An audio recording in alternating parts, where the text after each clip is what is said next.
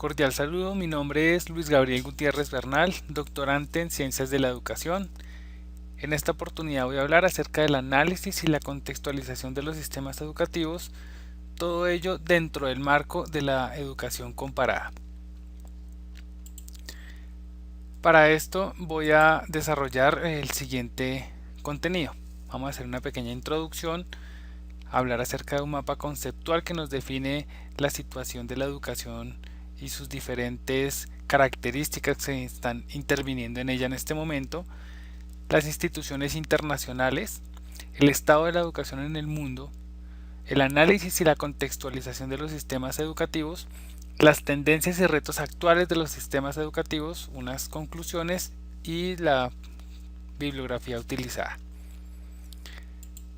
Entonces vamos a desarrollar la primera parte. A manera de introducción quiero presentar el siguiente gráfico, el cual nos muestra el proceso de globalización que ha tenido o que ha surgido en la actualidad y que ha afectado todos los niveles, desde la parte social, cultural y por supuesto también la parte de la educación. Desde la tercera revolución nosotros hemos tenido, cuando surgieron todo el tema de las comunicaciones a nivel masivo internacionales, diferentes aspectos que se relacionan o que intervienen dentro de los procesos educativos.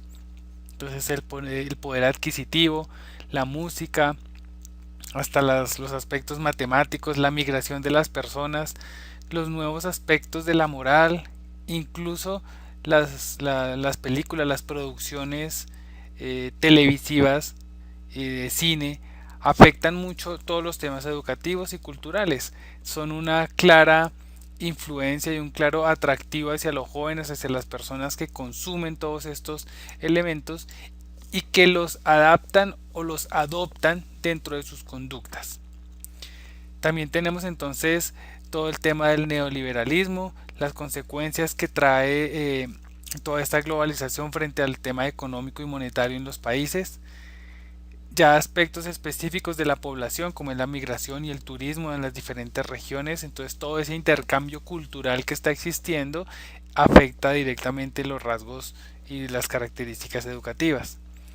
También existen cuatro pilares fundamentales: la parte económica con el aumento del comercio, la expansión del mercado financiero, la revolución tecnológica, el consumismo, toda la influencia que tienen los medios de comunicación frente a la compra y a la adquisición de bienes, y todo eso está relacionado con los aspectos educativos. Hay uno que es muy fuerte y es la parte cultural, todos los avances de la ciencia, cómo afectan la cultura, lo que las personas ahora quieren poseer, la aparición de la cultura informativa planetaria, lo que sale hoy en Japón, en China, ya lo conocen en Estados Unidos, lo conocen en Latinoamérica, en todo lado. El desafío de vivir la diversidad dentro de la unidad, es decir, que ahora existen muchísimas vistas, muchísimas visiones y que todas se dan a conocer a nivel global en un instante. Ahora existen muchos sistemas educativos innovadores que deben tener esta característica para poder permear las diferentes eh, oleadas de productos, de servicios, de aspectos que interfieren en los procesos educativos. Lo político, por supuesto, es un aspecto fundamental: la creación de los estados de derecho, las reglas de comercio y de justicia, el fomento de la calidad y la competitividad, y más las normas, las reglamentaciones que surgen desde los ámbitos políticos y gubernamentales. Justamente es aquí donde cobra una gran importancia todo el tema de la educación comparada, porque se identifican situaciones que se generan en otros países, ya sean situaciones de éxito que han tenido unos muy buenos resultados, que son comparadas con nuestras políticas y en muchos casos adoptadas y adaptadas a nuestras características, a nuestra idiosincrasia y a nuestra cultura y aspectos sociales particulares.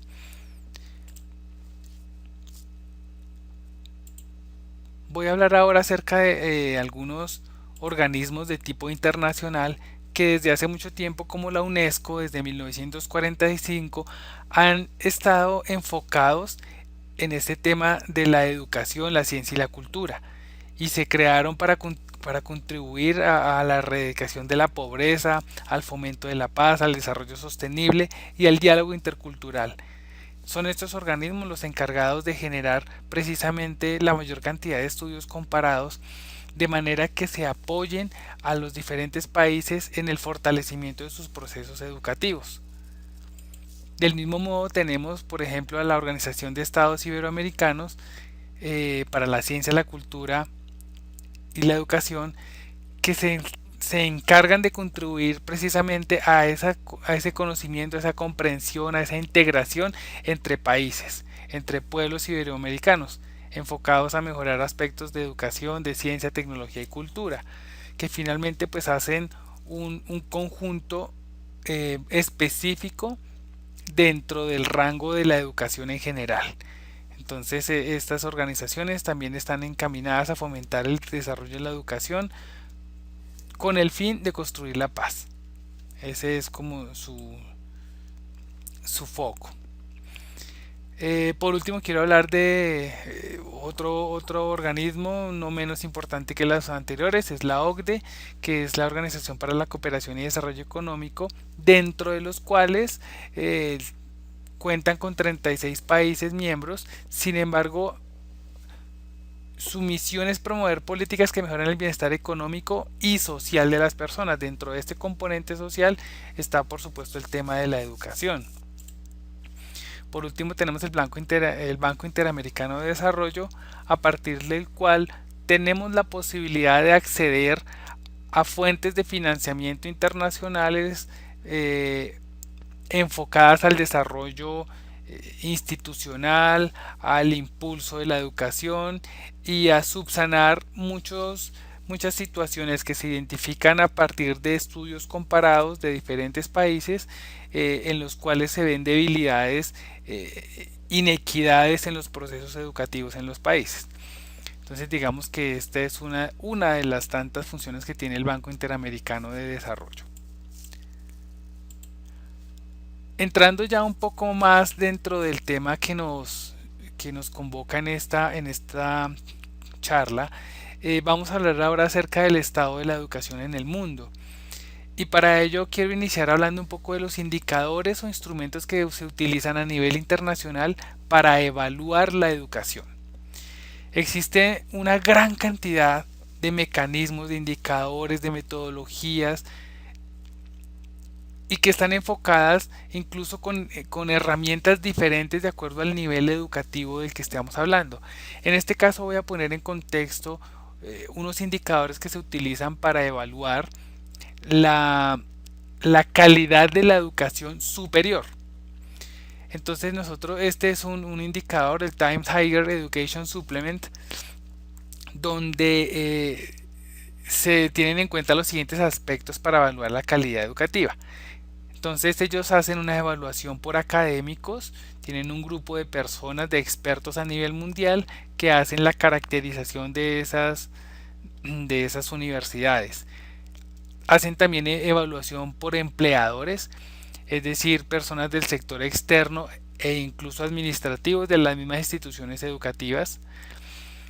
Aquí hay un aspecto muy importante y relevante que es el índice de citación, es decir, que estas universidades dentro de sus procesos investigativos tienen que generar productos y esos productos deben tener unos índices de citación altos para que sean considerados como unas instituciones educativas de calidad.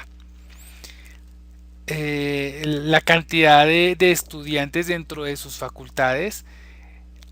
Un aspecto también que me llama la atención es el porcentaje de extranjeros dentro de su facultad. Digamos que esto garantiza un poco la interculturalidad de esas instituciones y digamos que eso ayuda a que existan diferentes visiones internacionales dentro de los mismos procesos educativos.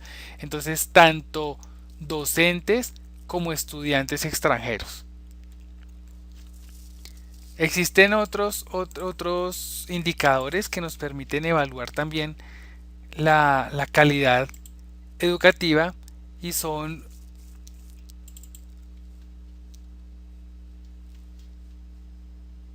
por ejemplo, los indicadores de calidad de universidades que tienen algún énfasis investigativo. Entonces le dan un valor muy importante a todo el tema de investigación.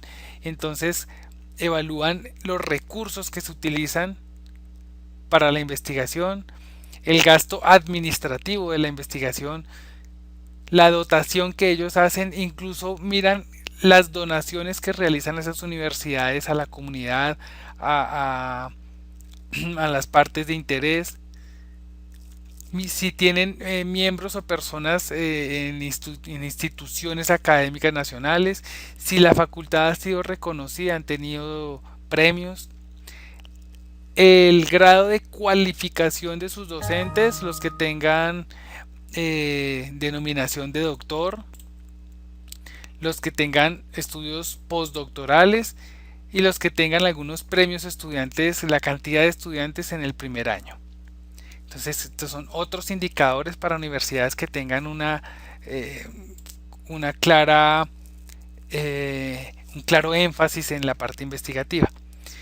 Finalmente quiero mostrar estos otros que hacen parte ya más de indicadores de tipo académico y de tipo administrativo y de recursos. Entonces aquí son los retos académicos, las metas que tienen las universidades, el aprendizaje activo y la colaboración, la interacción entre la facultad y el estudiante, cómo es esa comunicación, esa interacción que existe entre esas dos entes.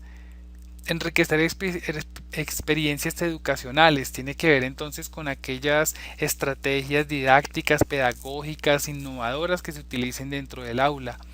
El ambiente en el campus, cómo es el espacio en el cual conviven los estudiantes, el valor agregado, el crecimiento, que tanto eh, eh, ha crecido la universidad en matriculados, en inscritos, en recibir personas que se inscriben y que continúan sus estudios, resultados de acreditación, si son universidades que tienen acreditación de alta calidad, cuántos proyectos, digamos que ya tiene un poco, uno de los ítems no tiene gran peso, un 5%, el tema de proyectos que se desarrollen ya sea con comunidades o proyectos investigativos, el índice de retención de alumnos, el índice de graduados, éxito de colocación, cuántas personas graduados obtienen su trabajo, los ingresos que tiene la universidad y en fin.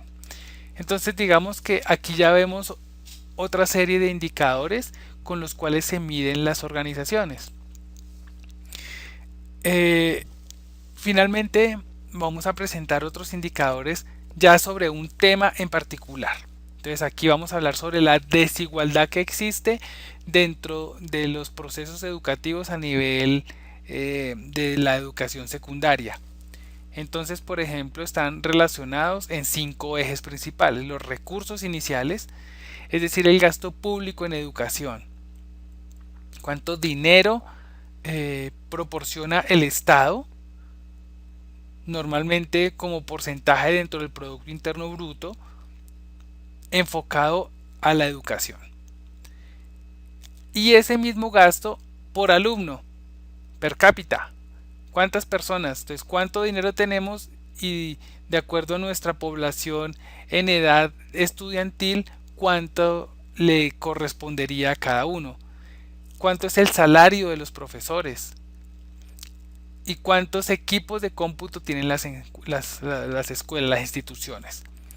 Dentro del contexto social, entonces se habla de la distribución del ingreso y el trabajo de la mujer, entonces de acuerdo a los estratos económicos, de acuerdo a la distribución salarial, a la ocupación, el contexto cultural, entonces cuál es el nivel de estudios que tiene la población en general dentro del país, los medios de comunicación disponibles, sobre todo teniendo en cuenta las regiones apartadas y rurales, el contexto educativo, entonces cuál es el acceso y la participación que tienen los diferentes eh, sectores dentro de las toma de decisiones en tema educativo, los empresarios, el sector externo, los graduados, los estudiantes, los padres de familia, las instituciones, los docentes. Entonces, ¿qué tanto acceso y participación tienen? Las horas de estudio al año de toda la población, ¿cuánto tiempo se dedica al estudio? ¿Y cuál es la integración de los alumnos con necesidades educativas especiales? ya sean porque tienen características de desplazados, porque tienen características de discapacidades, de minusvalías, ya sea porque tienen características en el tema económico de bajos recursos o de distancia a los sitios de educación. Y finalmente los resultados donde se tienen en cuenta sobre todo en los temas de las evaluaciones de estado, eh, las pruebas PISA, las pruebas Saber Pro, las que se aplican en la parte de la educación básica, en la educación secundaria, en la educación posgradual. Y por último, la relación entre el nivel educativo, el género y los ingresos. Entonces, con base en esto quisiera presentar algo y es la contextualización, el análisis de todas estas situaciones de los sistemas educativos. ¿Qué está pasando hoy en día? ¿Cómo están enfocadas la mayoría de las instituciones educativas, de los gobiernos y de las políticas educativas en los países frente al desarrollo de esos sistemas educativos?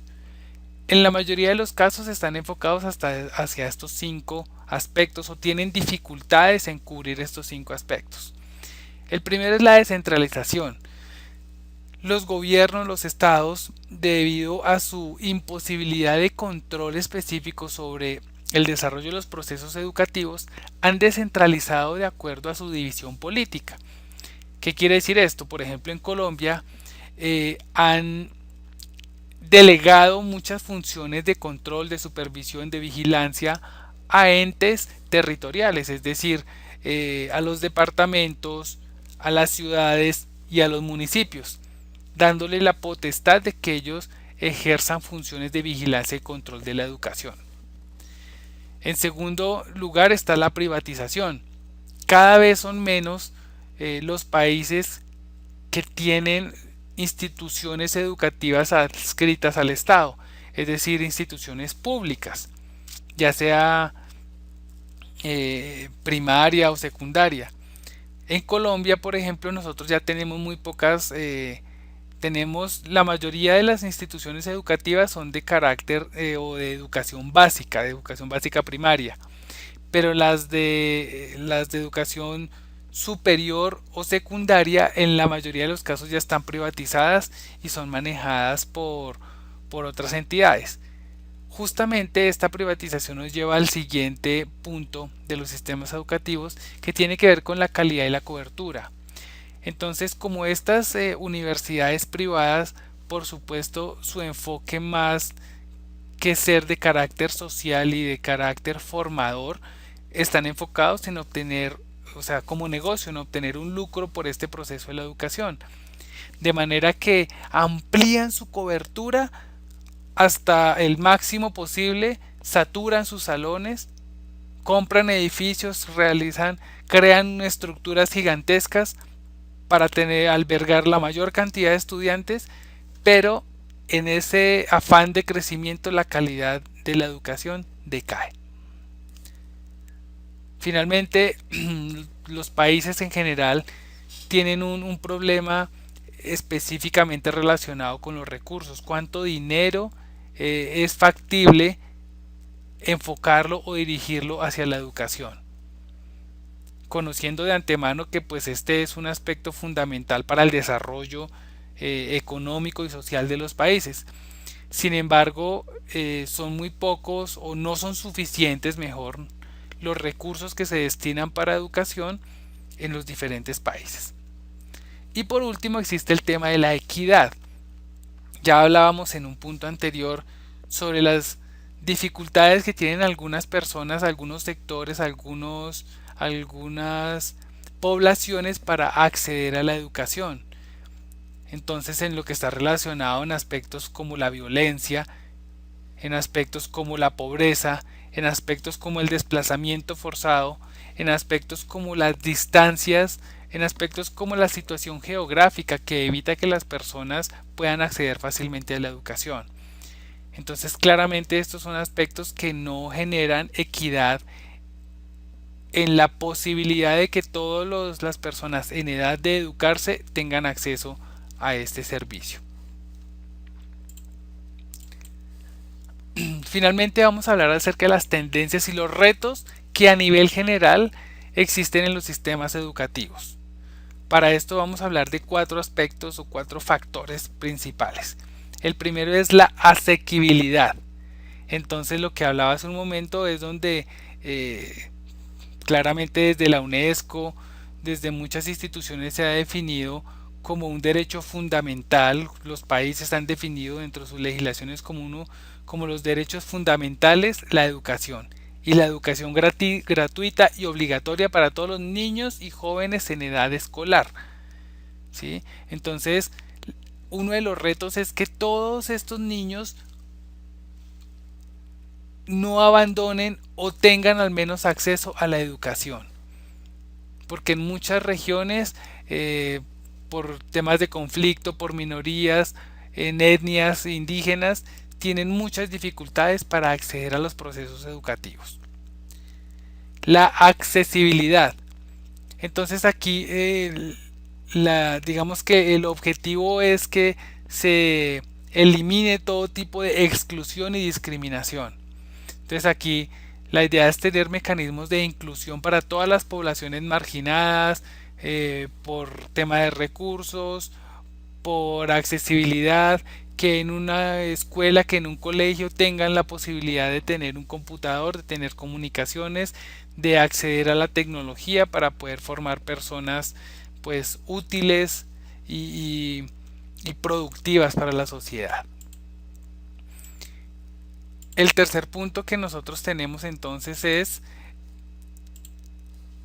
la aceptabilidad. ¿Qué quiere decir la aceptabilidad? Aquí estamos enfocados principalmente sobre la calidad de la educación. Esos dos aspectos van de la mano. No solamente tener muchos estudiantes dentro de las escuelas, sino que reciban una educación de calidad acorde a las necesidades de su sector, de su localidad, de su región. Para esto es muy importante dos cosas. Primero, tener instituciones educativas dotadas con los recursos mínimos para poder ofrecer los procesos, la educación, los elementos que necesitan para un buen proceso educativo, pero adicionalmente tener profesionales, docentes capacitados, entrenados, formados, cualificados de manera que puedan utilizar de la mejor forma estos recursos y brindar a los estudiantes una educación de calidad. Por último, la adaptabilidad, la cual busca que las escuelas se adapten a los alumnos, a las necesidades particulares de la región, del sector. Aquí hay algo muy importante y es que a través de la educación comparada, nosotros, los países, los gobiernos, las políticas de Estado generan modelos educativos y evaluativos estandarizados para todo el país. Y resulta que siguiendo nosotros este principio de la adaptabilidad, vemos que existen sitios, poblaciones con características completamente diferentes, con necesidades completamente diferentes, con modelos educativos que seguramente son diferentes, ¿sí? Adaptados a las condiciones, a las características socioculturales de la región. De manera que en este caso la evaluación y el método educativo, pues como el método educativo es diferente, la evaluación debería ser diferente. Entonces es allí donde se generan algunos problemas referente a la educación comparada y a los métodos comparativos en la educación y a la adaptabilidad de estas políticas estandarizadas para todo el territorio nacional. Para ya ir concluyendo este tema, entonces quiero mostrar una comparación de países latinoamericanos y del Caribe referente a algunos aspectos o algunos principios de la educación. Entonces, como vemos, la ampliación de la cobertura es común a todos los países. Compensar a poblaciones vulnerables, la mayoría tienen dentro de sus políticas o dentro de sus retos y desafíos ese espacio. La calidad educativa es lo que ya hemos hablado, la cobertura y la calidad son uno de los principios que a nivel mundial se tienen como retos. Ampliar la educación inicial, entonces algunos países la tienen, Fortalecer la educación multicultural, entonces Guatemala y Perú tienen ese aspecto, tal vez tienen mucha población indígena. Fortalecer el recurso humano, clave, fundamental, los docentes calificados. Fortalecer la infraestructura, tener las instalaciones adecuadas para poder dar una educación de calidad. Fortalecer los mecanismos de accountability que están relacionados con los factores económicos que tienen los países para poder dar una educación de calidad y la cobertura que se está hablando. Y fortalecer las instituciones del sistema educativo, crear instituciones que vigilen, que controlen, que hagan seguimiento precisamente a estos aspectos de calidad. A nivel de conclusión, entonces, pues quiero decir que el ranking de las instituciones, la medición de las instituciones, la definición de los indicadores es un tema que es controversial porque no se ha definido, no se ha estandarizado. Entonces cada institución mide, evalúa la calidad de sus procesos educativos de acuerdo a los parámetros que considere pertinentes. Entonces, de manera que cada ranking le dará un valor o una característica específica dentro de su modelo evaluativo a lo que considere más o menos importante. Entonces, aquí la conclusión es que no tenemos una estandarización para evaluar los sistemas educativos y las instituciones a nivel mundial. El segundo es que existen los indicadores que mencionamos anteriormente, por ejemplo, los de relacionados con la equidad, que son aspectos que no se han hecho al azar y que corresponden a modelos teóricos que se han desarrollado y que se han estudiado y que le permiten a los países tener el control, digamos, al menos de manera informativa sobre cuál ha sido el desarrollo, cuál es la cobertura, cómo está funcionando su sistema educativo. La bibliografía que se utilizó para el desarrollo de esta temática. Entonces, esto era todo. Muchas gracias por su atención.